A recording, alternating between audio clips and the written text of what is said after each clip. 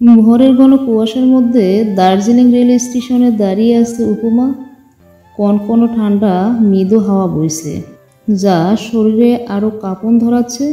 Train ছাড়ার অপেক্ষায় বারবার হাত ঘড়ি দেখছে। ভোরবেলা হওয়ায় অল্প কিছু দোকান রেল স্টেশনে। উপমা সেইখান থেকে এক কাপ গরম গরম চা কিনে ট্রেনে উঠে বসলো। একদম জানালার পাশেই সিট। উপমা এতে বেশ খুশি হলো। গরম গরম চা খেতে খেতে প্রকৃতি উপভোগ করা যাবে। আস্তে আস্তে ট্রেন ছেড়ে দিচ্ছে এমন সময় একটা ছেলে দৌড়ে এসে হাঁপাতে হাঁপাতে উপমার সামনের সিটটাতে বসলো। উপমা এক নজর তাকালো। ব্ল্যাক ঘড়ি, ব্ল্যাক জ্যাকেট, কাঁধে ব্যাগ, লম্বায় 6 ফুট মতো হবে, দেখতে যথেষ্টই হ্যান্ডসাম। ছেলেটাকে এভাবে হাঁপাতে দেখে উপমা নিজের ব্যাগ থেকে বের করে পানির বোতলটা এগিয়ে দিল। ছেলেটা কৃতজ্ঞতার স্বরূপ খানিকটা হেসে পানির বোতলটা নিল। ঢক ঢক করে অর্ধেকটা পানি শেষ করলো। বোতলটা উপমার দিকে এগিয়ে বলল, thank you miss, I am Shubman. Upama মুচকি হেসে হাত বাড়িয়ে বলল, ওয়েলকাম, আমি উপমা। আপনার নামটা আপনার মতোই মিষ্টি। উপমা মুচকি হাসল। শুভ বলল, দার্জিলিং কি ঘুরতে এসেছিলেন? অনেকটা তাই, মূলত মামার বাসায় বেড়াতে এসেছিলাম। আপনার বাড়ি কোথায়? শিলিগুড়ি। আপনার? কলকাতা। তবে এখন শিলিগুড়ি যাচ্ছি একটা চাকরির ইন্টারভিউ দিতে। ও আচ্ছা, আপনার ইন্টারভিউর জন্য শুভকামনা রইল। Thank you. ট্রেন দ্রুত বেগে চলতে লাগলো। চারিদিকে সাদা কুয়াশার চাদরে ঢাকা। ভোরের ঠান্ডা বাতাসে উপমার চুলগুলো এলোমেলোভাবে উড়ে এসে উপমার চোখে মুখে আঁচড়ে পড়ছে। আর সে বারবার এগুলো হাত দিয়ে সরিয়ে প্রকৃতি দেখায় মনোযোগ দিচ্ছে।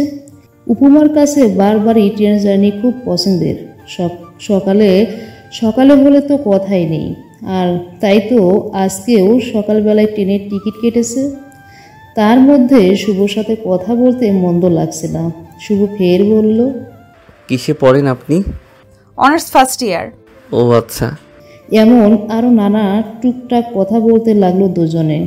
আস্তে আস্তে সূর্য উদয় হতে লাগলো। সূর্যের তীক্ষ্ণ রোশনি চারিদিকে ছড়িয়ে পড়তে লাগলো।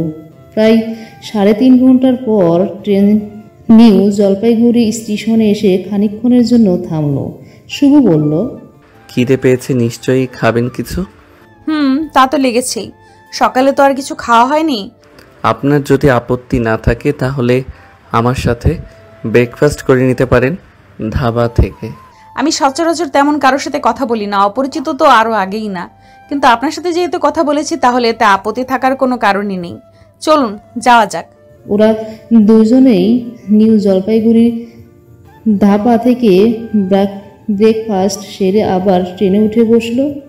উপমা একটা বই নিয়ে ওটা পড়ায় মনোযোগ দিল। ট্রেন জার্নিতে উপমার বই পড়ার অভ্যাস পুরনো। ট্রেন জার্নি চা আর সাথে বই হলে তো উপমার আর কিছুই লাগে না। আর এদিকে শুভমান উপমাকে দেখতেই ব্যস্ত। ফর্সা চেহারা, চোখে চশমা, মেয়েটাকে দেখতে বেশ। শুভর ভীষণ ভালো লেগেছে, কারণ কোন মেয়েকে এতটা ভালো লেগেছে বলে ওর মনে হয়নি। এই মেয়েটার প্রতি আলাদা একটা অনুভূতি জন্মাচ্ছে। খানিক বাদে জিজ্ঞেস করল, আপনি বই পড়তে ভালোবাসেন? ভীষণ। ট্রেনে উঠলে সবসময় আমি বই পড়ি। এটা আমার অভ্যাস বলতে পারেন। একটা কথা বলবো? হ্যাঁ, অবশ্যই। আমরা কি বন্ধু হতে পারি? হওয়া যায়। ট্রেন এসে থামলো শিলিগুড়ি স্টেশনে। দীর্ঘ 7 ঘন্টা ট্রেন জার্নির অবসান ঘটল। উপমা আর শুভ ব্যাগ নিয়ে নেমে পড়ল। উপমা বলল, এই প্রথম ট্রেনে কারোর সাথে এত কথা বলেছি, এতটা মিশেছি। বেশ ভালো লেগেছে আপনার সাথে কথা বলে। ধন্যবাদ আমার ট্রেন জার্নিটা এত সুন্দর করার জন্য। আপনাকেও ধন্যবাদ। কারোর সাথে আমিও কখনো এভাবে বন্ধুত্ব করিনি। উপমা বলল, এই জার্নিটা খুব মিস করব, আপনাকেও ভীষণ মিস করব। খানিক থেমে বলল, আচ্ছা, আমাদের কি আবার কখনো দেখা হবে? সৃষ্টিকর্তা চাইলে আবারও দেখা হবে। আসছি, বাই। বলে শুভ হ্যান্ডশেকের জন্য হাত বাড়িয়ে দিল। উপমা হাত মেলাতেই শুভ উপমার হাতে একটা শ্রীকোট গুঁজে দিল। উপমাও বাই বাই বলে দিল। শুভ মুচকি হেসে উল্টো ঘরে হাঁটা শুরু করলো। উপমাও নিজ গন্তব্যে রওনা দিল। কিছুটা এগিয়ে সিঁড়িকুটটা আমার নাম্বার +976, যদি কখনো ইচ্ছে হয় তাহলে কল দিতে পারেন। সিঁড়িকুটটা খুলল। উপমা মুচকি হাসলো। সিঁড়িকুটটায় ভাঁজ করে আবারও হাঁটতে লাগলো। বাড়িতে এসে উপমা সিঁড়িকুটটা ভাঁজ করে ডায়েরির ভাঁজে রাখলো। উপমার মা শিলা বেগম চেঁচিয়ে বলতে লাগলেন, কিরে, ফ্রেশ হয়ে তাড়াতাড়ি খেতে আয়, দুপুর তো গড়াতে চলো, কখন খাবার খাবি? এই তো আসছি মা। উপমা ফ্রেশ হয়ে খাওয়া দাওয়া শেষ করলো। উপমার বাবা নেই। বাবা মারা যাওয়ার পর উপমার ভাই আদি ওদের সংসারে হাল ধরেছে।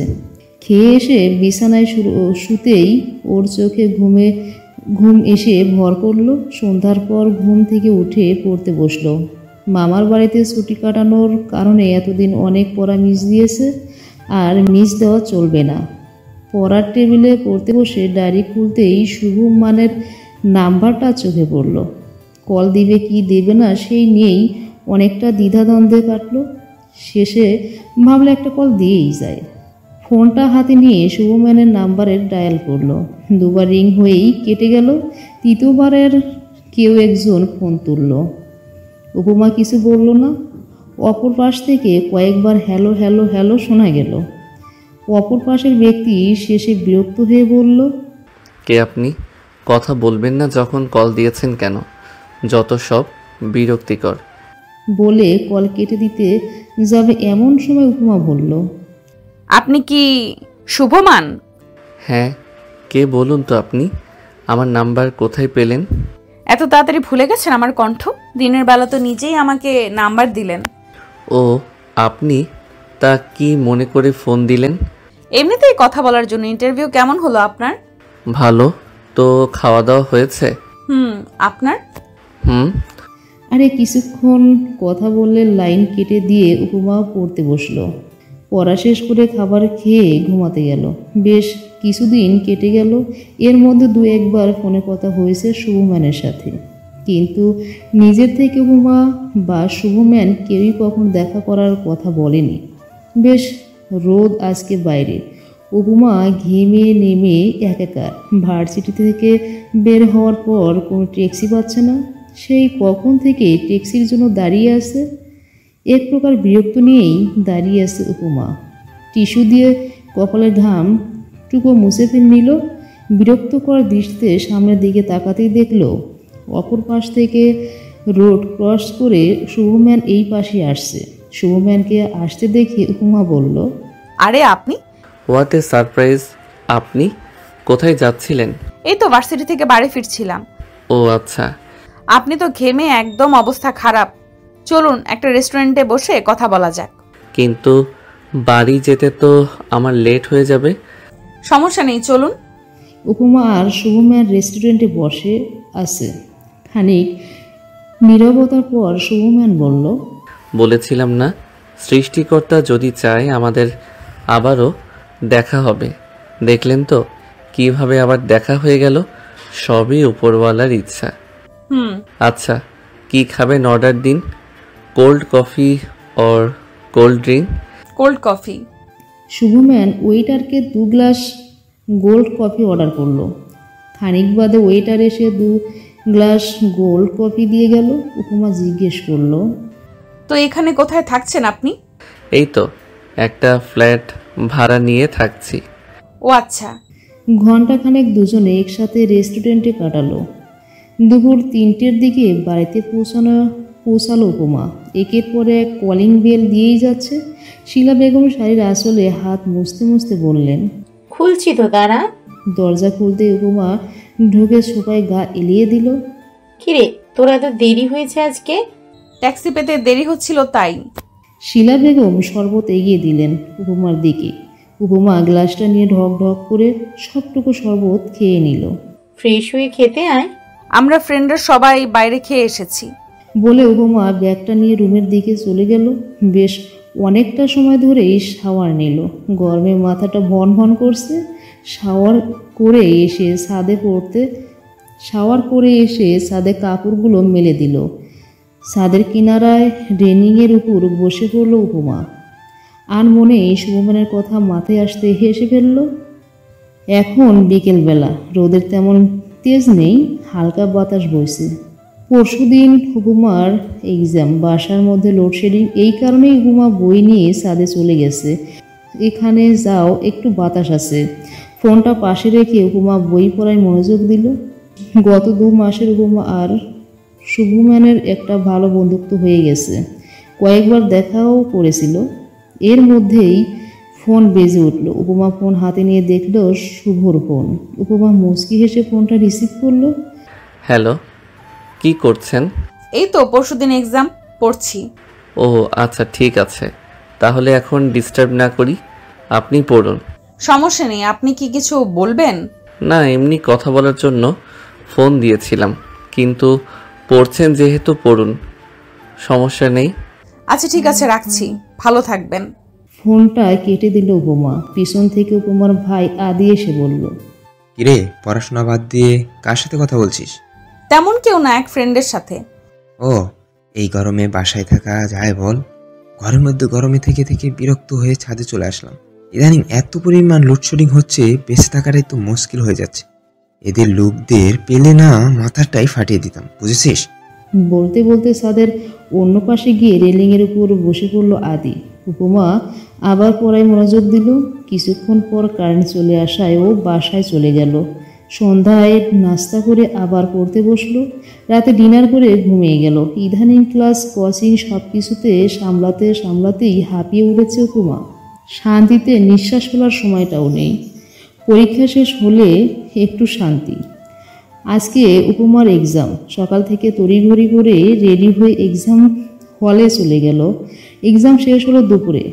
এক্সাম দিয়ে বেরোতে বেরোতে বৃষ্টি নামলো। বৃষ্টির কারণে গাড়ি পাওয়া যাচ্ছে না। এদিকে বৃষ্টির মধ্যে ভিজে ভিজে এতটা পথ হেঁটে যাওয়াও সম্ভব নয়। রাস্তার পাশের একটা দোকানের ছাউনির নিচে এসে দাঁড়ালো বৃষ্টি থামার অপেক্ষায়। ফোনটাও আনেনি যে আদিকে কল দেবে। দোকানের কিছুটা সামনে কিছু বকাটে ছেলে কথা বলছে আর বারবার উপমার দিকে বাজেভাবে তাকাচ্ছে। রাস্তায় ও মানুষ তেমন নেই। উপমার ভয় লাগছে, এখানে আর দাঁড়ানো ঠিক হবে না। তাই বৃষ্টির মধ্যেই হাঁটা শুরু করলো সে। পিছন পিছন ছেলেগুলো আসতে লাগলো। উপমার ভয় আরও বাড়ছে, তাই হাঁটার গতি আরও বাড়িয়ে দিল। ছেলেগুলোও এবার জোরে জোরে হাঁটছে আর উপমার উদ্দেশ্যে বাজে বাজে কথা বলছে। উপায় না পেয়ে উপমা এবার দৌড়তে লাগলো। পিছন পিছন ছেলেগুলোও দৌড়াচ্ছে। দৌড়াতে দৌড়াতে একটা সময় পা পিছলে পড়ে যেতে লাগলো উপমা। এমন সময় কোনো এক কুশক্ত হাত তাকে কোমর জড়িয়ে ধরে নিল। উপমা বেশ ভয় পেয়ে গেল। ভয়ে চোখ বন্ধ করে ফেলল। ছেলেটা একদমই উপমাকে বুকের সাথে জড়িয়ে ধরে রেখেছে। আর ইউ ওকে উপমা? ছেলেটার কণ্ঠস্বর পূর্ণ কোহরে পৌঁছাতেই ধীরে ধীরে চোখ খুলল উপমা। তাকে এখনো জড়িয়ে ধরে আসছে শুভম্যান। উপমার ভয়টা কাটতেই উপমা শুভর হাতের দিকে তাকালো। ব্যাপারটা বুঝতে পেরে শুভ ছেড়ে দিয়ে বলল, এভাবে বৃষ্টির মধ্যে একা একা হেঁটে আসছিলেন কেন? আর একটু হলেই তো ওই ছেলেগুলো। বলে একটা দীর্ঘ শ্বাস ফেলল। বলল, কখনো এমন বৃষ্টির মধ্যে নির্জন রাস্তায় হাঁটবেন না। গাড়ি না পেলে প্রয়োজনে আপনার ভাই বা আমাকে কল দিতে পারেন। উপমার মিন মিন কণ্ঠে বলল, আজকে ফোন আনিনি। খুব ভালো করেছেন। এখন চলুন আপনাকে বাসায় পৌঁছে দিয়ে আসি। তখন ছেলেগুলো শুভকে দেখে সামনে এগোনোর সাহস পায়নি। উল্টো ঘরে দৌড়ে পালিয়ে গেছে। বৃষ্টির মধ্যে দিয়ে দুজনে হাঁটতে লাগলো। বাসার সামনে পর্যন্ত এনে দিয়ে শুভ চলে যেতে নিল। উপমা বলল, বাসায় আসুন না। আজ না আরেকদিন, আমার একটু কাজ আছে। আচ্ছা ঠিক আছে, আরেকদিন আসতে হবে কিন্তু। আচ্ছা, আসবো। বলে শুভম্যান চলে গেল। এর মাঝে আরও কিছুদিন কেটে গেছে। পরীক্ষা দিয়ে এসে ধপ করে সোফায় বসে পড়ল উপমা। আদি ল্যাপটপে কাজ করছিল। ল্যাপটপে চোখ রেখে জিজ্ঞেস করলো, পরীক্ষা কেমন হয়েছে তোর? উপমা পানি খেতে খেতে জবাব দিল, এই তো ভালোই। যা, ঘরে গিয়ে ফ্রেশ হয়ে নে, তারপর খাবার খেয়ে ঘর পরিষ্কার করবি। আমার এক ফ্রেন্ড আসবে, সারাদিন এটা সেটা খেয়ে ঘরের মধ্যে প্যাকেট ফেলে কি অবস্থা করেছিস। বাসায় কেউ আসলে আমাদেরকে পাগল বলবে। উপমা আর কিছু না বলে মুখ গোমরা করে উঠে চলে গেল। কিছুক্ষণ বাদে এসে খাবার খেয়ে আদির চোখ ফাঁকি দিয়ে আস্তে আস্তে রুমের দিকে পা বাড়াতে নিচ্ছিল। এমন সময় আদির গম্ভীর কণ্ঠে উপমার পা থেমে গেল। চোখ বন্ধ করে জিহ্বায় কামড় দিয়ে দাঁড়িয়ে গেল। ড্রয়িং রুমটা পরিষ্কার করবে কে? আমি? উপমা আদির দিকে ঘুরে দাঁড়ালো, মিনমিনে কণ্ঠে বলল। সেটা করলে তো আমার আর করা লাগে না। আদি বলল, কি বললি তুই? সারাদিন ঘর নোংরা করবি তুই আর পরিষ্কার করবো আমি? শিলা বেগম হেসে বলল। এই তোদের দুটোকে নিয়ে আমি আর পারি না।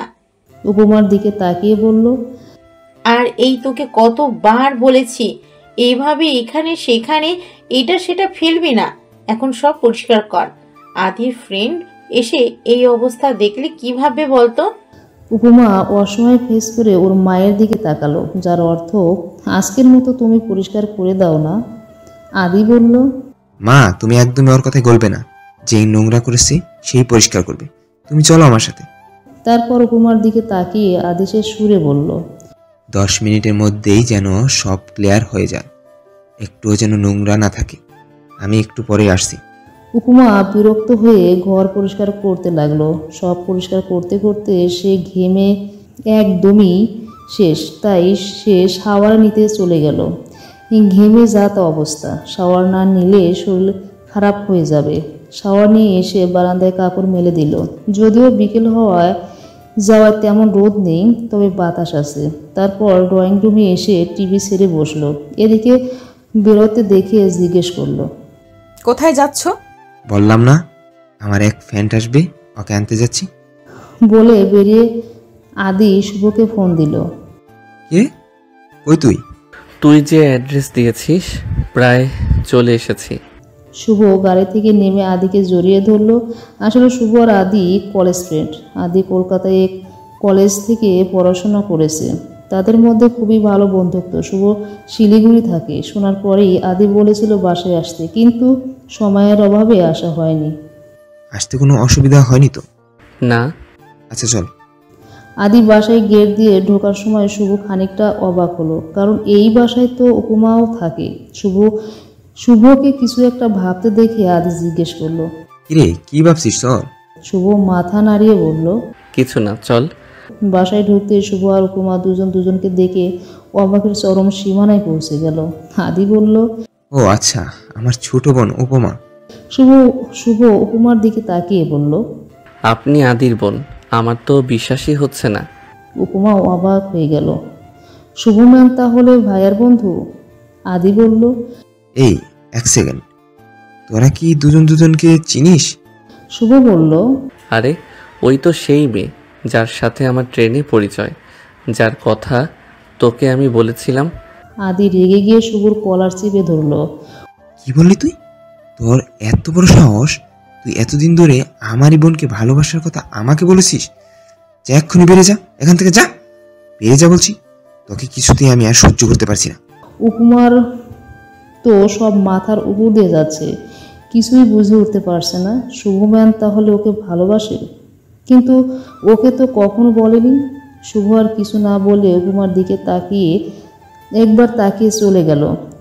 এত চিৎকার শুনে শিলা বেগম বেরিয়ে এলেন। কি হয়েছে? এত চেঁচাচ্ছিস কিসের জন্য?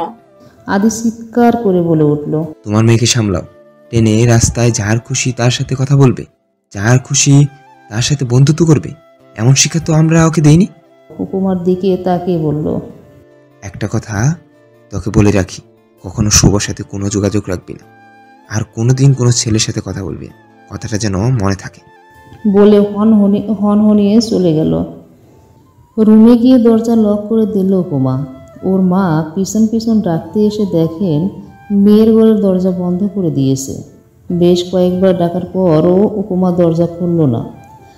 আদির আজকের ব্যবহারটা উপমা কিছুতেই বুঝতে পারছে না।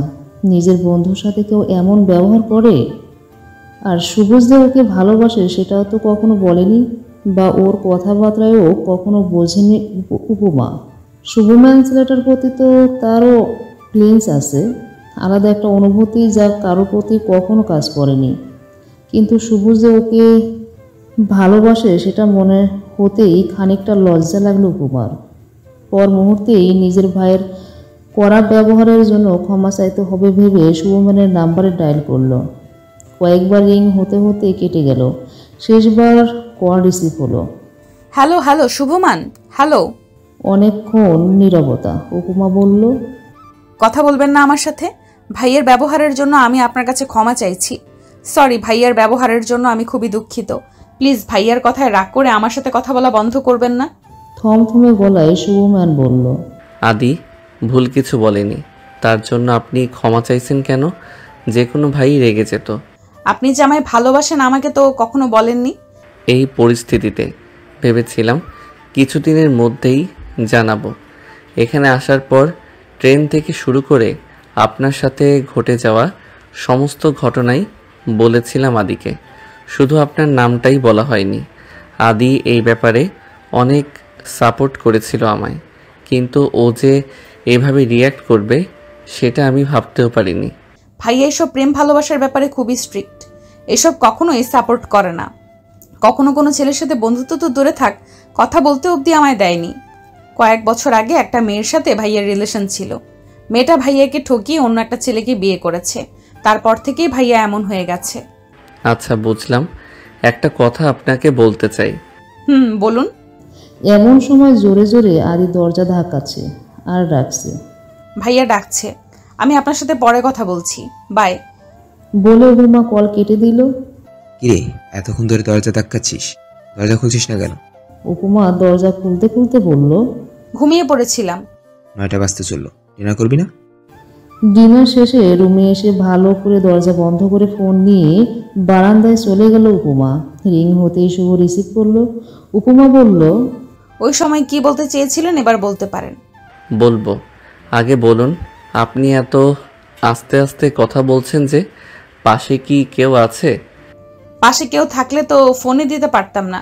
ভাইয়া আপনার সাথে কথা বলতে নিষেধ করেছে, আর ভাইয়া পাশের রুমে আছে, তাই এভাবে কথা বলছি। তো আদি নিষেধের পরও আমার সাথে কথা বলছেন যে? আদি দেখলে তো আপনাকেই বকবে। ভাইয়া দেখবে না। যাই হোক, নিষেধ তো করেছে।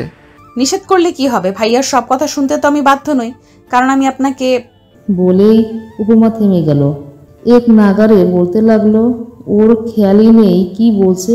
শুভ বলল, কি হলো, থেমে গেলেন কেন? আপনি আমাকে কি? উপমা থেমে থেমে বলল, কিছু না। উপমার কথা বলার ধরনে শুভ নিঃশব্দে হাসলো।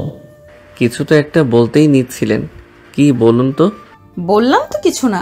আচ্ছা, আপনি কি আমাকে ভালোবাসেন? উপমা বেশ কিছুক্ষণ চুপ। শুভ মৃদু হেসে বলল, জানি বাসেন, নয়তো ভাইয়ের নিষেধ সত্ত্বেও লুকিয়ে লুকিয়ে আমায় ফোন করতেন না, আদির হয়ে আমায় সরি বলতেন না। কি ঠিক বলছি তো? বেশ কিছুক্ষণ চুপ থাকার পর উপমা ছোট্ট করে জবাব দিল, তাহলে তখন কিছু না বললেন কেন? উপমা এবারও চুপ।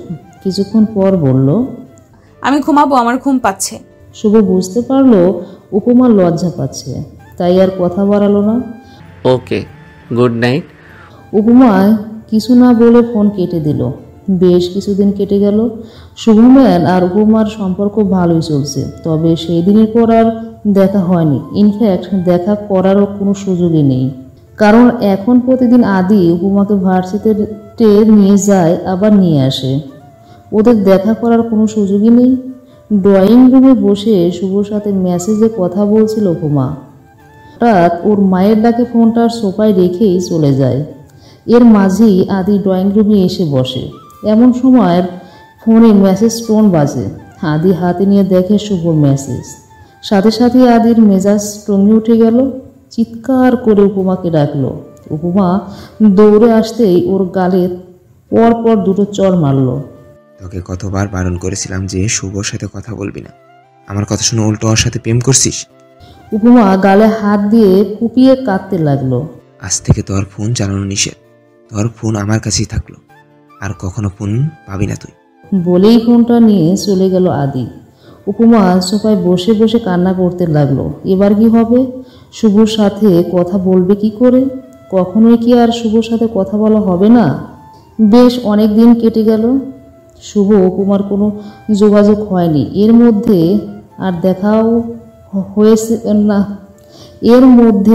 না দেখা হয়েছে। বেশ কিছুদিন যাবৎ উপমার ভার্সিটিতে যাওয়া বন্ধ। আদির করা নিষেধ ও যেন এই বাড়ির বাইরে পা না রাখে। এদিকে শুভ উপমার চিন্তায় পাগল হয়ে যাচ্ছে। শুভর কাছে উপমা একজন বান্ধবীর নাম্বার ছিল। কয়েকবার তাকে ফোন করেছিল উপমার সাথে কথা বলার জন্য, কিন্তু উপমার বান্ধবী থেকে জানতে পারে যে অনেকদিন ধরেই উপমা ভার্সিটিতে আসছে না। উপমার বিয়ে হয়ে যায়নি তো?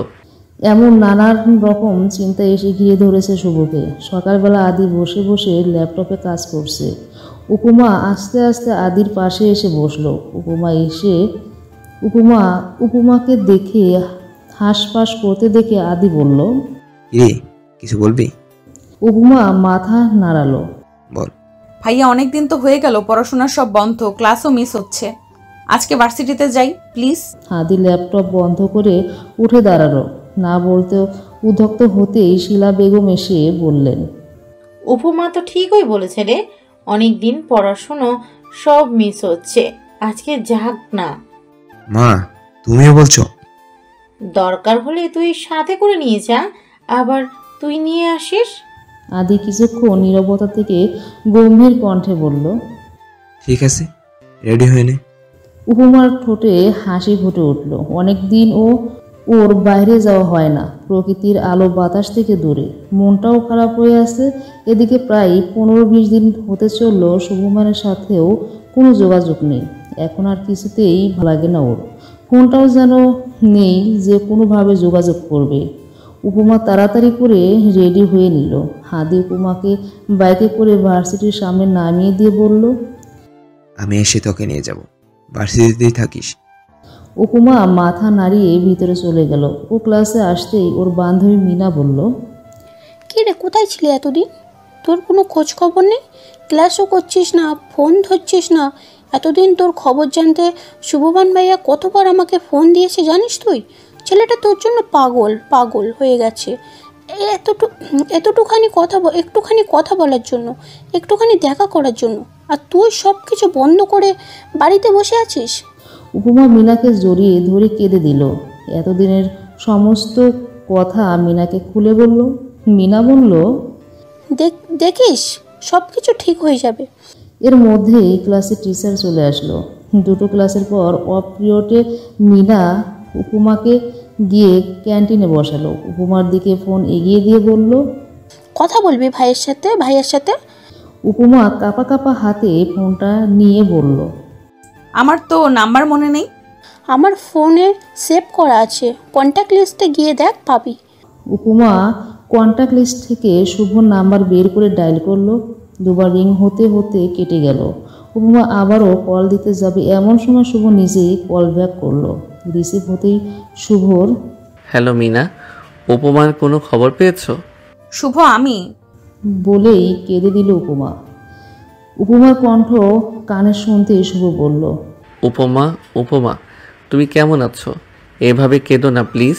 উপমা তখন কেঁদেই চলেছে। তোমার সাথে আমার কথা আছে, কান্না অফ করো প্লিজ। মিনা উপমার হাত ধরে বলল, এই উপমা কাঁদছিস কেন? কান্না অফ কর প্লিজ, দেখ ভাইয়া তো কিছু বলবে তোকে। উপমার কান্না আস্তে আস্তে বন্ধ হয়ে এলো, তবে এখনও নাক টেনে যাচ্ছে। কোথায় ছিলে এতদিন তুমি? জানো তোমার জন্য আমার কতটা চিন্তা হচ্ছিল। অনেক দিন ভার্সিটি আসছো না, আর তোমার ফোনটাও সুইচড অফ। কি হয়েছে বলো প্লিজ। সেই দিন আদির ফোন নিয়ে যাওয়ার পর থেকে সমস্ত ঘটনা উপমাকে শুভকে বলল। শুভ বলল, চিন্তা করো না, সব ঠিক হয়ে যাবে। দেখো, আচ্ছা তুমি কোথায় এখন? ভার্সিটিতে তো? হ্যাঁ। ওকে, তুমি ওয়েট করো, আমি আসছি। প্রায় 1 ঘন্টা হয়ে গেছে উপমা আর মিনা ক্যান্টিনে বসে ওয়েট করছে। শুভ এখনও আসেনি। আর কিছুক্ষণের মধ্যেই ভার্সিটি ছুটি হয়ে যাবে, তখন তো ভাইয়াও চলে আসবে। আমি শুভর সাথে কথা বলবো কি হবে? এসব ভাবনার মধ্যে উপমা তাকিয়ে দেখলো আদি বাইক দিয়ে ভার্সিটির ভিতরে ঢুকছে। মিনার হাত ঝাঁকিয়ে বলল। মিনা উপমাকে আশ্বস্ত করে বলল, কি হবে আমার বলতো? শুভ যদি এখন আসে তাহলে তো ভাইয়া ওকে। কিছু হবে না। আদি এগিয়ে এসে বলল। ক্লাস শেষ? মিনা উপমার দিকে তাকিয়ে কিছু একটা ইশারা করতে উপমা বলল, না না, আরও একটা প্র্যাকটিক্যাল ক্লাস আছে, তারপর বাড়ি যাব। ঠিক আছে, আমি ওয়েট করছি, তুই ক্লাস শেষ করায়। উপমা মিনার হাত থেকে একটা ক্লাসরুমে গিয়ে বসালো। ভাইয়াকে তো বললাম ক্লাস আছে, এদিকে তো 10-15 মিনিট বাদে ভার্সিটি শেষও হয়ে যাবে। ওয়েট, দাঁড়া, আমি জিজ্ঞেস করছি কোথায় আছে ভাইয়া। উপমার নাম্বারে ফোন দিল মিনা। সে তাড়াতাড়ি রিসিভ করলো। ভাইয়া আপনি কোথায়? এই তো তোমাদের ভার্সিটির ভেতরেই ঢুকছি। তোমরা কোথায়? আদি ভাইয়া ক্যান্টিনের সামনে বাইকে বসে আছে। আপনি লাইব্রেরিতে ভবনের সামনে দিয়ে এসে মেন ভবনের 3 তলায় চলে আসেন, আমরা ওখানে আছি। ওকে, আমি আসছি।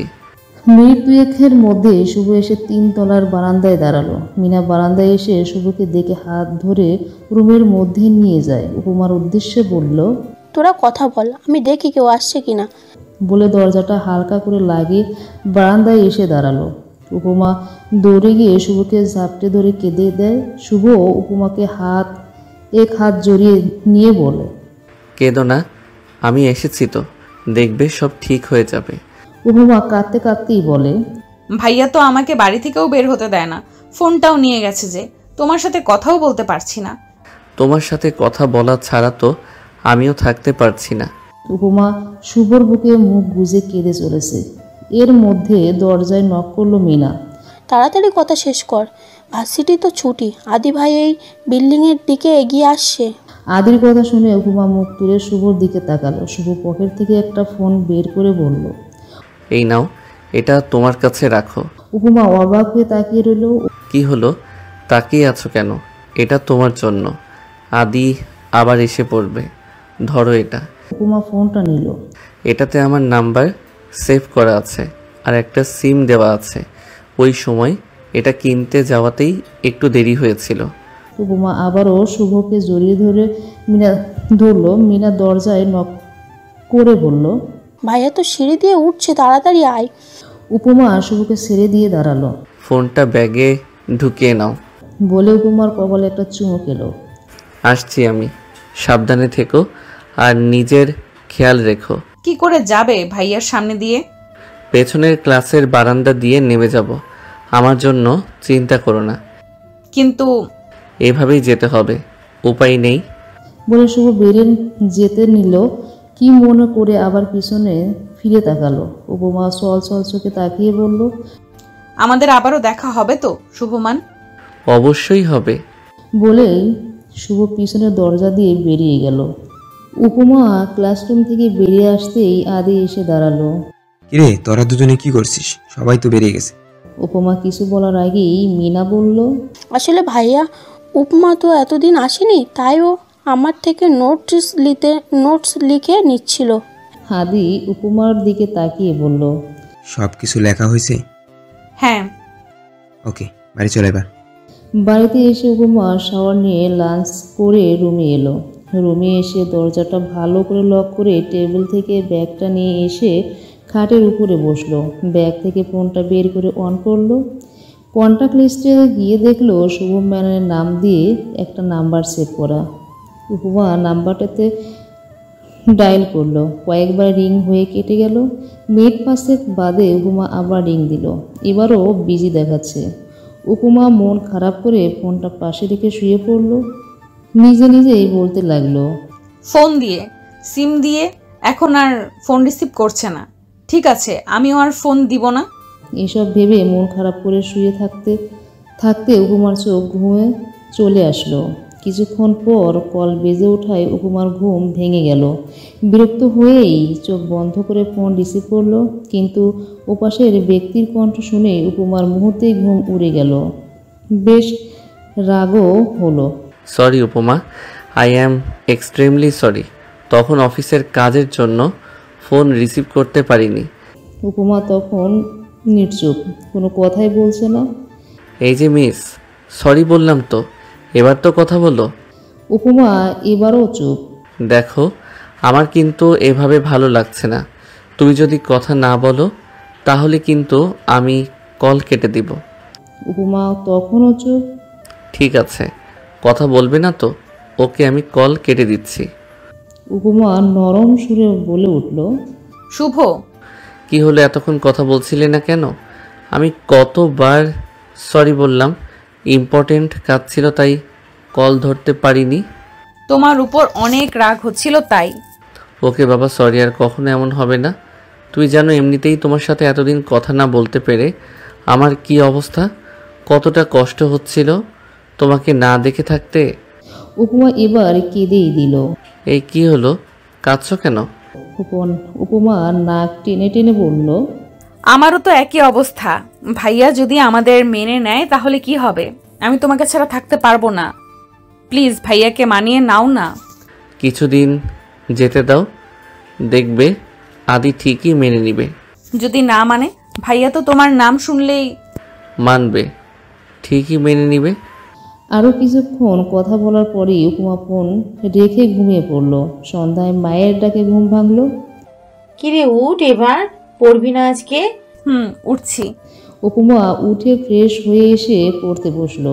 শিলা বেগম উপমার পাশে বসে বলল, তোর মামাতো ভাই অরুণ নিজে তোকে পছন্দ করেছে, আর তোর মামা মামিরও ইচ্ছে তাদের ঘরের বউ করবে তোকে। কালই তোর বিয়ে, আদি সব কথা বলে রেখেছে। কি বলছো কি তুমি? ভাইয়া আমার বিয়ে ঠিক করে ফেললো, তোমরা একটাবারও আমায় জানালে না? অরুণ তো আমাদের আত্মীয়ই তাই, আর তাছাড়া খুব ভালো ছেলেও। তোর মামা মামিও অনেক করে বলল, এই জন্য আর না করতে পারলাম না। আর অরুণ 3-4 দিন পরে জার্মানি চলে যাবে, তাই আর দেরি করতে চায় না বিয়েটা নিয়ে। এই কারণেই এত তাড়াতাড়ি সব ঠিক করা। কিন্তু আমি অরুণ ভাইকে বিয়ে করতে পারবো না। কেন? তুমি তো সবকিছু জানো মা, তারপরও এমন করছো কেন? আমি শুভমানকে। এই শুভ নাম আর মুখেও আনবি না। দরজা দিয়ে ঢুকতে ঢুকতে আদি বলল কথাটা। ভাইয়া আমি ওকে ভালোবাসি, ওকে ছাড়া কাউকে বিয়ে করব না। এইসব ভালোবাসা ভুলে যা। সম্ভব না, ওকে ভুলতে পারবো না আমি। এখন সব আবেগের বশে বলছিস, কিন্তু সত্যিকার অর্থে ভালোবেসে কেউ পায় না, দিন শেষে ঠকে যায়। তোর ভালোর জন্যই বলছি। আর হ্যাঁ, একটা কথা মাথায় ঢুকিয়ে রাখ, তোর বিয়ে অরুণের সাথেই আমি ঠিক করেছি, আর ওর সাথেই তোর বিয়ে হবে। কিন্তু ভাইয়া। কোনো কিন্তু না, আমার ডিসিশনই ফাইনাল। বলে আদি চলে গেল। উপমা অসহায় চোখে মায়ের দিকে তাকালো। মা, তুমি ভাইয়াকে বোঝাও না, আমি শুভকে ছাড়া থাকতে পারবো না। তোর ভাইকে বলে লাভ নেই। ওই মেয়েটা তোর ভাইয়ের সাথে প্রতারণার পর থেকে তোর ভাই এমন হয়ে গেছে। ভালোবাসার শব্দটাই এখন ঘৃণা করে, এসবের প্রতি বিশ্বাসই উঠে গেছে। কিন্তু শুভ তো আমাকে সত্যিই ভালোবাসে, ও কখনো আমায় ঠকাবে না। শুভকে ভুলে যা, কিছু করার নেই। তোর মামা মামিকে আমি কথা দিয়ে ফেলেছি। বলে শিলা বেগম উঠে চলে গেলেন। শিলা বেগম চলে যেতেই উপমা ঘরের দরজাটা লাগিয়ে ফোন নিয়ে এসে ব্যালকনিতে চলে যায়। শুভকে কয়েকবার ফোন করে, কিন্তু ফোন সুইচ অফ। তারপর টেবিল থেকে ডায়েরিটা নিয়ে এসে মিনার নাম্বারে বের করে মিনাকে কল করে। হ্যালো মিনা, আমি উপমা। হ্যাঁ বল। এটা কার নাম্বার? আমারই। ভাইয়া অরুণ ভাইয়ার সাথে আমার বিয়ে ঠিক করেছে। আমি বিয়ে করব না, মাকেও কতবার বলেছি ভাইয়াকে বোঝানোর জন্য, কিন্তু মাও বলছে শুভকে ভুলে যেতে। আমি কি করব কিছু বুঝতে পারছি না। শুভ ভাইয়াকে জানিয়েছিস? ওর ফোনে ট্রাই করেছিলাম, পাইনি, সুইচ অফ। আমি দেখছি কি করা যায়, তুই চিন্তা করিস না, রাখছি। উপমা ফোন রেখে বিছানায় উপুর হয়ে শুয়ে পড়ল। কি হবে, কি করবে সে? শুভকে ছাড়া তো থাকা অসম্ভব। ভাইয়া যদি সত্যি সত্যি অরুণ ভাইয়ের সঙ্গে বিয়ে দিয়ে দেয়, কি হবে? কি করে থাকবো শুভকে ছাড়া?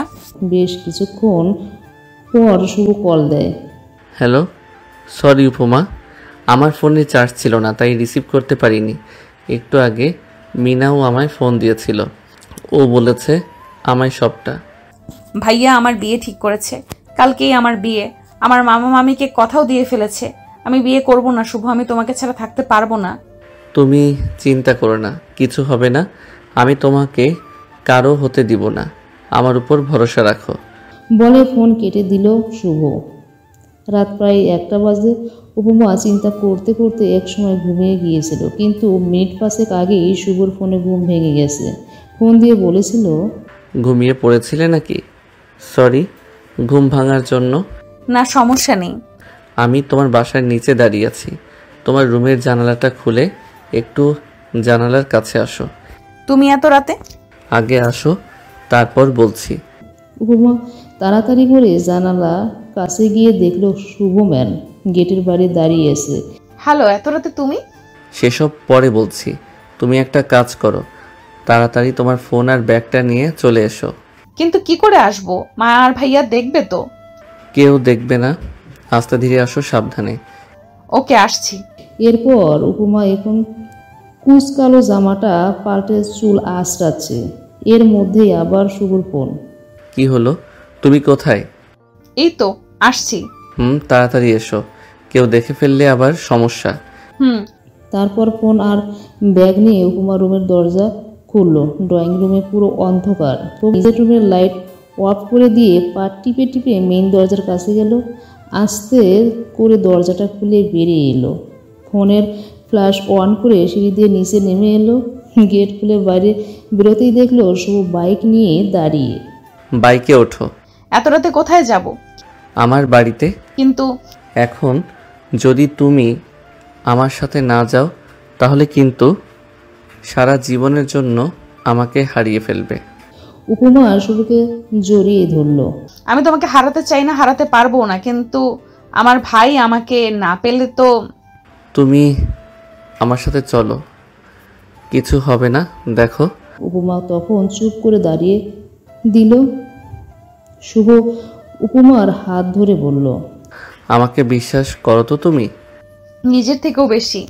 তাহলে চলো আমার সাথে, ভরসা রাখো আমার উপর, কিচ্ছু হবে না। শুভ বাইকে উঠে বসলো। উপমাও শুভর পিছনে উঠে বসলো। ফুল স্পিডে বাইক চলছে। আকাশে মেঘ ডাকছে, সাথে সাথে বাতাসও বইছে। তাই উপমা কিছুটা শীত লাগছে। খানিক বাদে কেঁপে উঠছে। উপমা, কোনো সমস্যা হচ্ছে তোমার?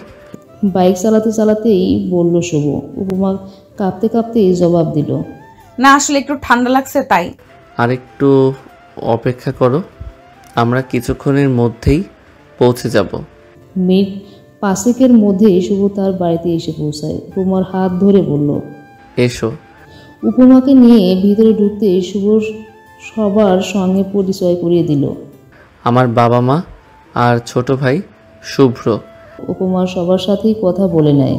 যে বিষয়টা উপমা সবচেয়ে বেশি অবাক হয়েছে সেটা হলো এত রাতে বিয়ের সব অ্যারেঞ্জ করে ফেলেছে শুভ ম্যান। এইসব কি শুভ? আমি এখনই তোমাকে বিয়ে করতে চাই, তোমার কোনো আপত্তি আছে? বিয়ে এইভাবে? এটা ছাড়া আমার কাছে আর কোনো উপায় নেই। আদিকে বললে তো বুঝবে না, উল্টো ঝামেলা করবে, তাই ভাবলাম বিয়ে করেই তোমাকে নিয়ে ওই বাড়িতে যাব। উপমা আর কিছু বলল না। শুভর মা উপমাকে বলল, ভেতরে এসো মা, আমার সাথে এসো। বলে উপমাকে একটা রুমে নিয়ে গেল। উপমাকে একটা গোলাপি কালারের শাড়ি পরিয়ে আর হালকা কিছু গহনা পরিয়ে নিয়ে এসে শুভর পাশে বসিয়ে দিলেন। এর মধ্যে শুভ শার্ট চেঞ্জ করে পাঞ্জাবি পরেছে। উপমার খানিকটা লজ্জা লাগছে। এখানকার সব মানুষজন, পরিবেশ সবই নতুন। আপাতত আজকে দুজনে রেজিস্ট্রি ম্যারেজ হবে। রেজিস্ট্রি পেপারে শুভ প্রথম সাইন করলো। তারপর উপমাকে পেনটা এগিয়ে দিল। উপমা পেনটা হাতে নিয়ে একবার শুভ চোখ দিয়ে আশ্বস্ত করতেই উপমাও সাইন করে দিল। শুভর মা বলল, তোরা বস, আমি সবার জন্য মিষ্টি নিয়ে আসছি। বেশ কিছুক্ষণ বাদেই শুভর মা কিছু নাস্তা আর মিষ্টি নিয়ে এলেন। উনি নিজেই হাতেই উপমা আর শুভকে মিষ্টি খাইয়ে দিলেন। তারপর শুভকে বললেন, রাত তো প্রায় 3টা বাজে, ওকে নিয়ে ঘরে যা, সকাল হলে ও বাড়িতে যাস। আচ্ছা। শুভ উপমার হাত ধরে বলল, চলো। শুভ উপমাকে নিয়ে ওর ঘরে গেল। ঘরে ঢুকতেই অবাক হয়ে গেল। পুরো ঘরটা ফুল আর মোমবাতি দিয়ে সাজানো। পাশে তাকিয়ে দেখলো শুভ দাঁড়িয়ে মুচকি হাসছে। শুভ ম্যান শুভ্রর দিকে তাকিয়ে বলল, এইটুকু সময়ের মধ্যে এত কিছু কখন করলি? থ্যাঙ্কস ব্রাদার, বাট এখন আমাকে আর তোর ভাবিকে একটু একা ছাড়, রেস্ট নিব। বলে শুভ চলে গেল। দরজা লাগিয়ে এসে বিছানায় শুয়ে পড়ল উপমা। তখন দাঁড়িয়ে আছে। শুভ উপমার দিকে তাকিয়ে বলল, কি হলো, দাঁড়িয়ে আছো কেন এখনো? উপমা এসে খাটের এক পাশে বসলো। শুভ তাকিয়ে বলল, আমার না খুব ভয় করছে, ভাইয়া আর মা যদি জানতে পারে তাহলে কি হবে? আমি তোমাকে নিয়ে কালকেই ওই বাড়িতে যাব। হ্যাঁ, আদি আর আন্টি রাগ করবে ঠিকই, কিন্তু মেনে নিবে। দেখো, এখন যদি তোমাকে বিয়ে না করতাম তাহলে সারা জীবনের মতো হারিয়ে ফেলতাম। যা হয় ভালোর জন্যই হয়। এখন এইসব চিন্তা বাদ দিয়ে এসো, ঘুমিয়ে পড়ো। উপমা এসে বিছানায় শুভর পাশে শুয়ে পড়ল। বিছানার পাশে জানালা খোলা, ঝিরি ঝিরি বৃষ্টি পড়ছে, বাইরের বাতাস মোমবাতিগুলো নেবু নেবু করছে। প্রকৃতির ঠান্ডা হাওয়া উপমার শরীর ছুঁয়ে যাচ্ছে। উপমা ঠান্ডা লাগছে ভীষণ, তবুও শুভর থেকে বেশ খানিকটা দূরত্ব বজায় রেখেই শুয়ে আছে। উপমাকে এভাবে কাঁপতে দেখে এক টানে তাকে নিজের কাছে নিয়ে এসে শক্তপোক্তভাবে জড়িয়ে ধরল শুভ। রাগী গলায় বলল, শীতে এইভাবে দূরে থেকে নিজেকে কষ্ট দেওয়ার মানে কি? আমি তো তোমার হাজবেন্ডই, অন্য কেউ তো না। তাহলে এইভাবে দূরত্ব বজায় রেখে শুয়ে শীতে কাঁপছো কেন? উপমা কিছু বলল না। শুভ এতটা কাছে থাকায় ওর নিঃশ্বাস খুব দ্রুত বেগে চলছে। উপমার অবস্থা বুঝতে পেরে শুভ আরেকটু শক্ত করে জড়িয়ে ধরে কপালে চুমু খেয়ে বলল, এখন ঘুমিয়ে পড়ো, সকালে আবার ওই বাড়ি যেতে হবে। আদি রাগের চোখে শুভ আর উপমার দিকে তাকিয়ে আছে। পিছন থেকে শিলা বেগম বারবার আদিকে বোঝানোর চেষ্টা করছে, কিন্তু আদি কোনো কথা শুনতেই নারাজ। ওর একটাই কথা, উপমা যেন এই বাড়িতে আর না পা রাখে। আদি ফের চেঁচিয়ে বলল, কিরে, কথা কানে যাচ্ছে না তোদের? বলেছি না এখান থেকে চলে যেতে। আর তোর এত সাহস হলো কি করে আমার পারমিশন ছাড়া রাতের বেলা বাড়ি থেকে বেরোনোর? তোকে তো আমি বলে চড় দেওয়ার জন্য হাত উঠালো। শুভ আদির হাত ধরে বলল, অনেক হয়েছে, আর ওর গায়ে হাত দিবি না। আমার বোনকে আমি মারবো। কি মারবো না সেটা তুই বলার কে? I am her husband and she is my wife. তাই আমার বউয়ের গায়ে হাত দেওয়ার আগে আমার পারমিশন নিতে হবে। শিলা বেগম বলল, আদি তোর কোনো কথা শুনতে চায় না আমি। আমার মেয়ে যেখানে গিয়ে সুখে থাকবে, ভালো থাকবে, সেখানেও থাকবে। এটা নিয়ে আর একটাও কথা বলবি না তুই। আর শোন, যে মেয়েকে তুই ভালোবাসতিস সেই মেয়ে তোকে কোনো দিনও ভালোবাসতো না বলেই ঠকিয়ে গেছে। কিন্তু শুভমান ও এমন ছেলে না। আর ওর সাথে তো তোর 1-2 দিনের বন্ধুত্ব না, 8-8টা বছরের বন্ধুত্ব। সেই কলকাতা থেকেই তুই ওকে চিনিস। তাহলে তোর এত ভালো বন্ধুকে তুই এভাবে অবিশ্বাস করবি? ওকে তুই ভালো করে চিনিস, জানিস। আমিও চিনি ওকে। ও এমন ছেলে না, বোঝার চেষ্টা কর। আদি হন হনিয়ে ভিতরে চলে গেল। শিলা বেগম শুভ আর উপমাকে ভিতরে নিয়ে বসালো। কিছুক্ষণ কথা বলার পর সকালের নাস্তা শুভ আর উপমা চলে গেল। 6 মাস পর, মাস 3 আগেই আদি শুভ আর উপমার বিয়ে মেনে নিয়েছে। এখন দুই পরিবারের মধ্যেই সম্পর্ক অনেক ভালো, কারোরই কোনো আপত্তি নেই তাদের সম্পর্ক নিয়ে। প্রায় রাত 11টা ছুঁই ছুঁই। খাওয়া দাওয়ার পর উপমা আর শুভ দুজনেই ছাদে দাঁড়িয়ে আছে। দুজনের মাঝে নীরবতা। উপমা এক দৃষ্টিতে আকাশের দিকে তাকিয়ে আছে, আর শুভ উপমার দিকে। নীরবতা ভেঙে উপমাই বলল, আকাশটা কত সুন্দর, তাই না? তবে আমার উপমার সাথে আকাশের কোনো উপমাই হয় না। বলে শুভ হেসে এক হাতে জড়িয়ে নেয় উপমাকে। উপমা ও শুভর বুকে মাথা রেখে উপভোগ করতে থাকে তারা ভরা রজনীর সৌন্দর্য।